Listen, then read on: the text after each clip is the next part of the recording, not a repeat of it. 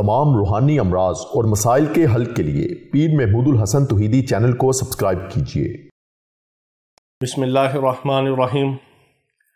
محترم بھائی اور بہنوں، السلام علیکم ورحمۃ اللہ وبرکاتہ۔ سلطان محمود غزنوی رحمہ اللہ، انہوں نے ہندوستان پر 17 کے قریب حملے کیے ہیں، اور ابتدائی حملوں میں ان کو فتح نہیں ملی، تو ان کے شیخ تھے شیخ ابو الحسن علی خرقانی رحمہ اللہ، جو بڑے اولیاء کرام میں جن کا شمار ہے۔ یہ ان کے پاس حاضر ہوئے اور دعا کی درخواست کی، اور بہت عاجزی کے ساتھ، منت سماجت کے ساتھ انہوں نے کہا کہ حضرت میرے لیے خصوصی دعا کریں کہ اللہ تعالیٰ مجھے ہندوستان کے بت پرستوں کے اوپر فتح عطا فرمائے، اور ہندوستان کے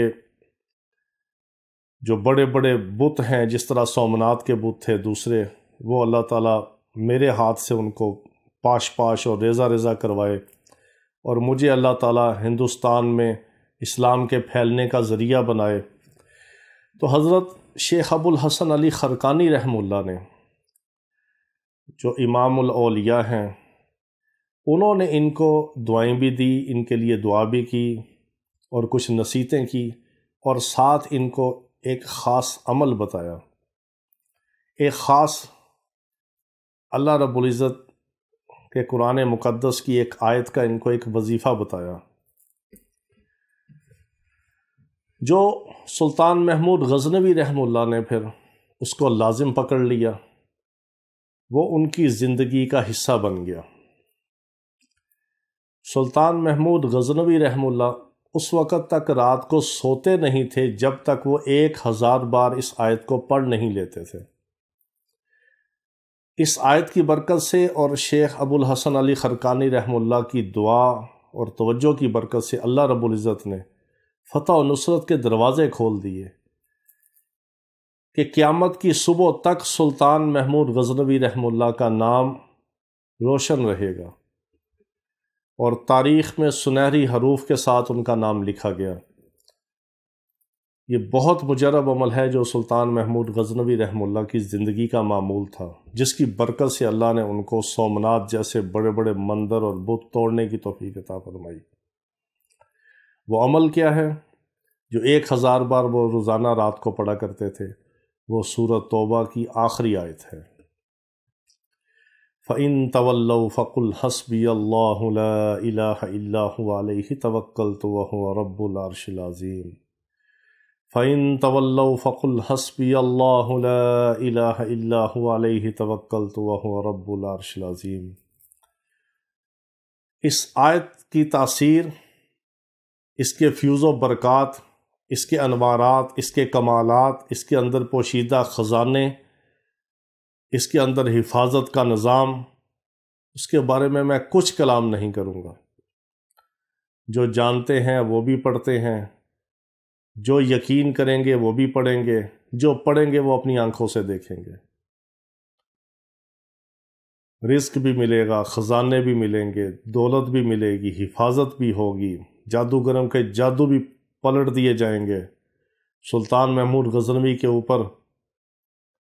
ہندوستان کے بڑے بڑے جادوگروں نے جادو کیا، سب اللہ نے توڑ کے رکھ دیا، اس آیت کی برکت تھی۔ ایسے ایسے ان کے استدراجی بت تھے جو ہوا میں معلق تھے،